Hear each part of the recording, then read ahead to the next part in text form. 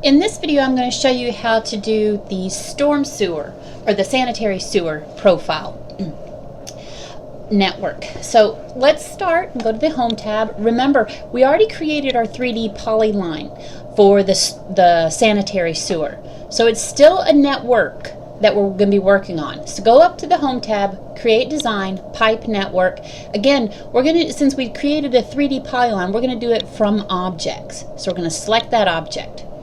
Is this the direction that we're flowing? Yes. So we're going to go ahead and leave it and say OK.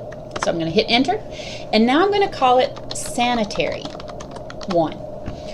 We're going to change the network's parts list to sanitary sewer, and I'm going to leave it as an 8-inch PVC, and I'm going to leave it as an 8-inch 48 structure. The surface name is going to be VC Corridor, and the alignment is VC Road. And I am going to use the vertex elevations, and we're going to change it to the invert. Okay?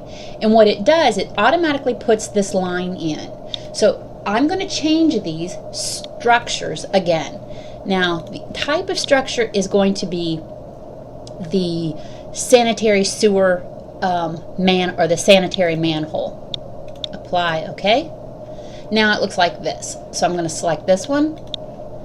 Sanitary manhole. Oops. In structure. Sanitary manhole. Apply, okay. Oops, didn't click it. Sanitary sewer manhole, apply, okay. Why is that not updating? Oops, do it one more time. That one, apply, and okay. There we go. And last one here. Structure,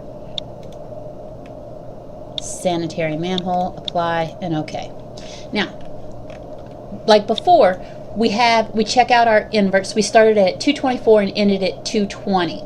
So I'm going to write those numbers down. Here at the top, if I look at my structure and I do structure properties and I look at the parameters or parts properties, remember how we had the sump. So I'm going to change that to elevation, and I'm going to change that sump to 224. Now this sump invert should be the same as this end pipe, which is 220. So I'm going to click on it, structure properties, change the elevation to the sump behavior, and I'm going to type in 220. Apply and OK. And the last one, look at the pipe. It says that it is 218.46. So I'm going to select this one. Normally you would already have these known. Since we're just practicing, I'm just going to go ahead and set that to an elevation that I want. Control elevation to 18.46. Apply and OK. Now, I want to go ahead and create this in the profile. Oops, this one didn't change. So let's structure properties, information, sanitary manhole, apply, and OK. That's what I want it to look like. Now, I'm going to select this, the manhole, and I'm going to shift and select the storm pipe. Well, you don't have to hold down shift. Right click and select similar. Now I'm going to draw parts in profile. If I only selected one, only one part would be drawn. So I do the select similar because I want to draw all parts. So I'm going to draw parts in profile, come over here and select the profile. See how the blue lights up? And there are my parts. Now, here's the thing. Notice that this manhole is below it. The reason is because we don't actually have a surface out here, so the computer can't generate the rim. Now here's the other thing. Notice how this pink line, this is how our sewer is set, and the pipe here is our 24-inch. That is this first pipe. What does this tell you? Well, that there's a conflict. So I'm actually going to have to bring this down so I don't conflict between these two pipes. Now, I'm going to go ahead and label this so I can see what the slope is, since I've moved it now. So I'm going to go Add Labels, Pipe Network, entire network profile, and then I'm going to pick the object. Okay, so here is my sewer structure, and when we're doing the labeling of the sewer structures, I'm going to go ahead and show you that, and then I'm going to take a look at and make sure my slopes are good. If I come back over here and I'm going to go ahead and go add labels, pipe network, entire network and plan, this is my plan view. All right, here's the thing to remember.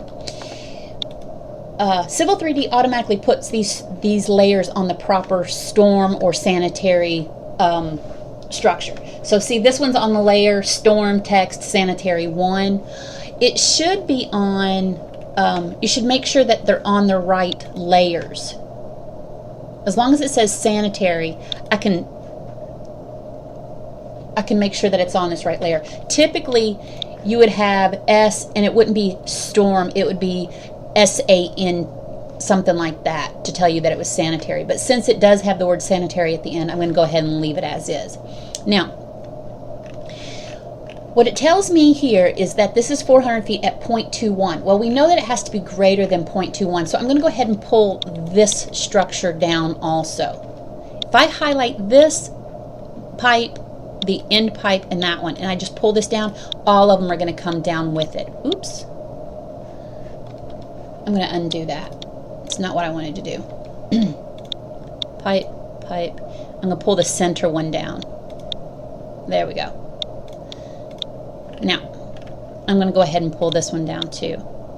Because here's what's the important. You cannot have this conflicting. Either you have to raise this up, or you have to raise up the storm, or you have to lower the sewer, or raise the sewer and lower the storm, one or the other. Usually the sewer gets lowered. Okay, so now here's our sewer.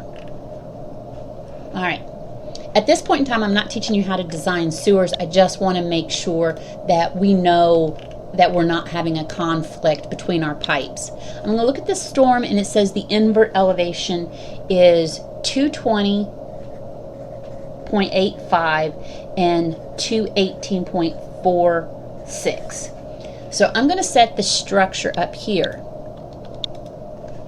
Structure properties, parts properties, elevation, and I'm going to write, okay, so it does have 220.85, so that one looks good. This one here, I don't believe has the proper invert. So I'm going to do structure properties, elevation, yep, so I need to change this, 218.46. Apply and OK. And here's the last structure. So that invert should be 217.16. So I'm going to change this and make sure that that is 217.16. And it is. So apply and OK. Now, we're going to change the name of the structure to have, instead of, if I go back to information like that, I always change to S Sanitary Manhole SMH, and that's going to be a -1.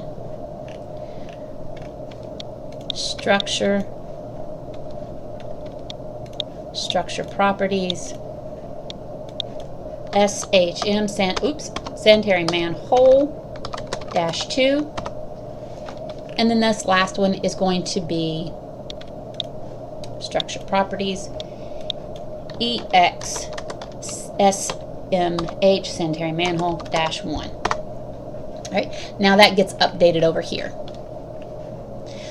We can pull these. So now we need to start cleaning up our drawing so it's not conflicting. So we can actually read what data goes where. All right? So we'll start cleaning up the data, but at least you have your information set. The other thing is you'll want to make sure that it looks good in the profile. So I'm going to go to the plan and profile. And now we can see our data started to be cleaned up here. Now here's the other thing is we don't want the storm text in the plan and profile. The only thing that goes in plan and profile is the sanitary, the spot grades, and the finished floors. So you can start cleaning up using your layer manager, your layer properties. I'm going to freeze it through the viewport. Okay, so I'm going to freeze that. So that goes off actually I lied. That stays on. Whoops. In the plan and profile, you do keep your storm and your sewer information on. In your paving, grading, and drainage, however, you don't have your sanitary on. Your utilities go in your utilities plan. Your storm does go in your paving, grading, and drainage plan, so I'll freeze it off in here. So these are just things that we'll start to be cleaning up as we go along in our drawings during class and in our projects, our team projects. All right, that's it for now. The next thing I want to show you is going to be section views. All right.